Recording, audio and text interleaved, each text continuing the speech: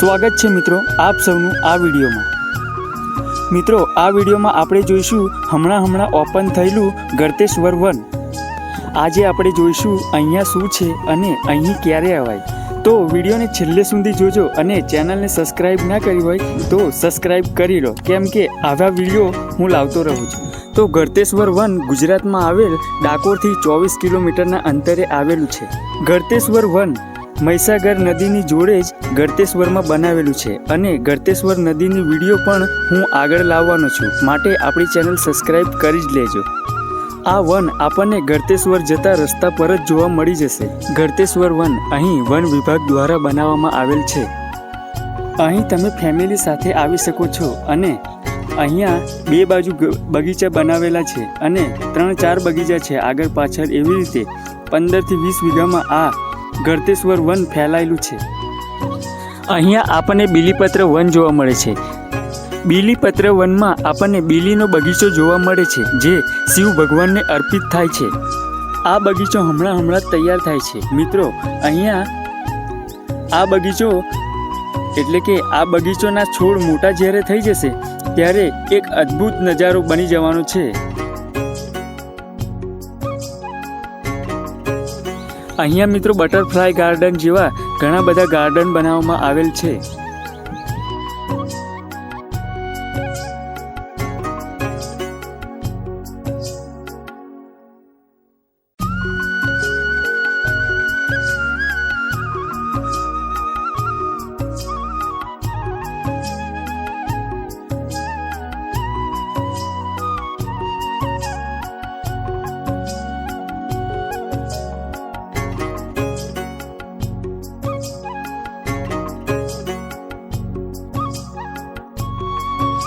અહીંયા મિત્રો તમે ફેમિલી સાથે આવો છો તો બાળકોને રમવા માટેની જગ્યા પણ છે।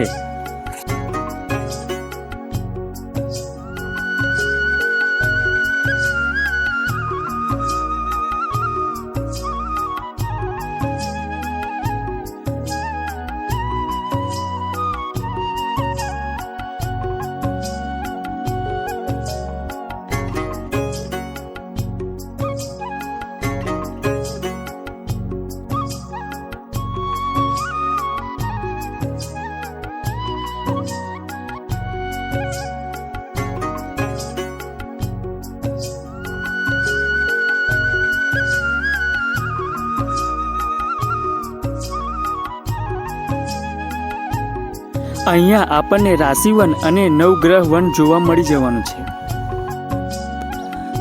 મિત્રો આ વનનું કામ હજુ ચાલુ છે।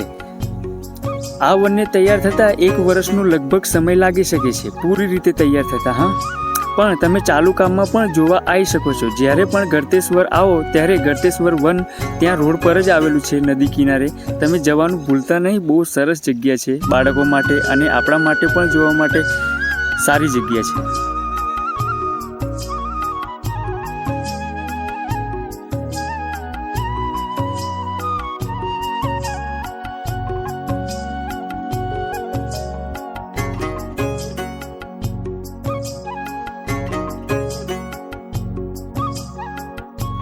મિત્રો આ માતૃવન છે અને અહીંયા મિત્રો આપણે એક છોડ આપણી માના નામ પર પણ રોપી શકીએ છીએ।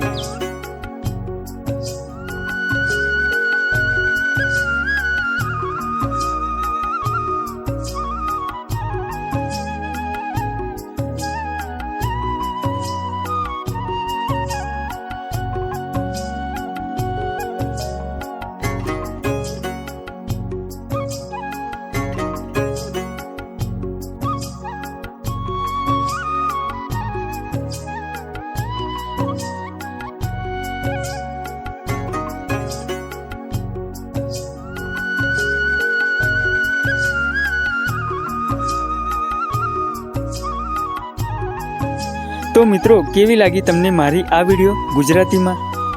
વિડીયો ગમી હોય તો લાઈક કરી દેજો અને ચેનલને હજુ સુધી સબસ્ક્રાઈબ ના કરી હોય તો સબસ્ક્રાઈબ કરી લેજો। મારી ચેનલમાં તમને આવી મંદિરો વિશેની જાણકારી અને આવું બધું બતાવું છું અને શોર્ટ વિડીયોમાં તમે જોઈ શકો છો શાયરીઓ। તો એક ફેરા ચેનલ પર વિઝિટ કરવાનું ભૂલશો નહીં। તો જય માતાજી મિત્રો, મળીએ છીએ આવનારી વિડીયો સાથે। ત્યાં સુધી જય માતાજી।